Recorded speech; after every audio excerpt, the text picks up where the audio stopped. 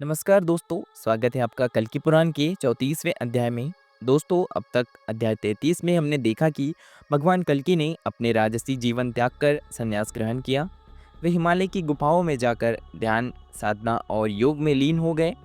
उनके संन्यास लेने के बाद समाज में भक्ति, धर्म और न्याय की सर्वोच्चता बनी रही।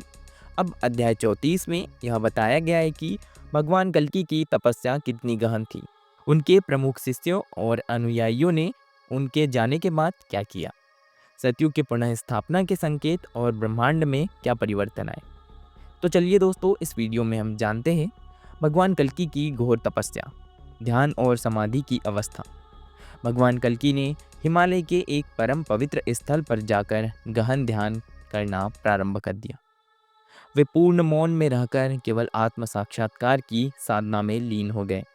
उनकी यह तपस्या इतनी शक्तिशाली थी कि चारों ओर एक दिव्य प्रकाश फैल गया, ब्रह्मांडीय ऊर्जा का प्रवाह। उनकी साधना से संपूर्ण ब्रह्मांड में धर्म और सत्य की ऊर्जा का संचार होने लगा।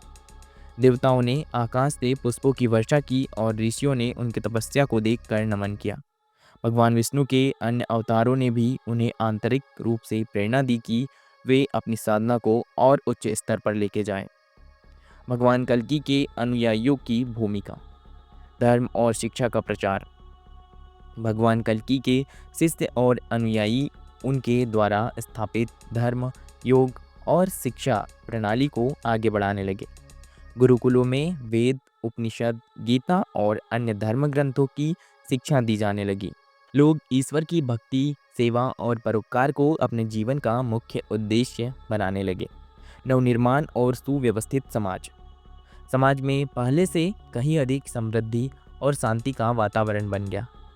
लोग युद्ध और हिंसा को पूरी तरह से त्याग कर प्रेम, संयोग और भाईचारे की भावना से जीने लगे। कल्कि युग अब सतयुग के समान पवित्र बन चुका था। देवताओं और महर्षियों का आशीर्वाद। भगवान शिव और ब्रह्मा जी का आशीर्वाद। भगवान कल्कि की तपस्या से प्रसन्न होकर भगवान शिव और ब्रह्मा जी स्वयं उनके समक्ष प्रकट होते हैं। भगवान शिव कहते हैं, कल्कि तुमने धर्म की पुनर्स्थापना की और अधर्म का विनाश किया। तुम्हारी तपस्या से संपूर्ण ब्रह्मांड शुद्ध हो गया है। ब्रह्मा जी कहते हैं, अब सतयुग का पूर्ण रूप से उदय हो गया है। तुमने जो कार्य किया है वह युगों युगों तक याद रखा जाएगा। देवी लक्ष्मी और सरस्वती का वरदान। देवी लक्ष्मी और सरस्वती भी भगवान कल्कि को आशीर्वाद देती है कि उनके नाम की भक्ति से लोग सदा धन, ज्ञान और समृद्धि प्राप्त करेंगे। वे कहती हैं, जो भी तुम्हारे नाम का स्मरण करेगा वह सदैव धर्म के मार्ग पर चलेगा और परम शांति को प्राप्त करेगा। अध्याय 34 का सारांश क्या है? भगवान कल्कि ने हिमालय में जाकर घोर तपस्या की। उनकी साधना से ब्रह्मांड में धर्म और शांति की ऊर्जा का संचार हुआ। उनके अनुयायियों ने समाज में धर्म, शिक्षा और योग का प्रचार किया। भगवान शिव, ब्रह्मा जी, देवी लक्ष्मी और सरस्वती ने भगवान कल्कि को आशीर्वाद दिया।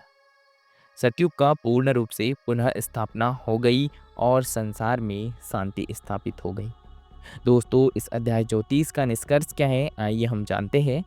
दोस्तों, अध्याय 34 हमें यह दर्शाता है कि भगवान कल्कि का अवतार केवल युद्ध और दुष्टों के विनाश के लिए नहीं हुआ था, बल्कि वह संपूर्ण मानवता को एक नए युग में ले जाने के लिए आया था। उनकी तपस्या से सिद्ध होता है कि जब भी धर्म का पूर्ण रूप से पालन किया जाता है तो सतयुग जैसी दिव्यता संभव हो जाती है। यह अध्याय यह भी बताता है कि सच्चे संत, ऋषि और महापुरुषों की तपस्या से संपूर्ण ब्रह्मांड शुद्ध होता है और ईश्वर का साक्षात्कार संभव होता है। दोस्तों, यह था आज का अध्याय 34। अगर यह वीडियो आपको पसंद आया हो तो वीडियो को लाइक करें, चैनल को सब्सक्राइब करना ना भूलें ताकि आगे के अध्याय आपको मिल सके। मिलते हैं हम इसी की तरह अगले वीडियो में, तब तक के लिए धन्यवाद।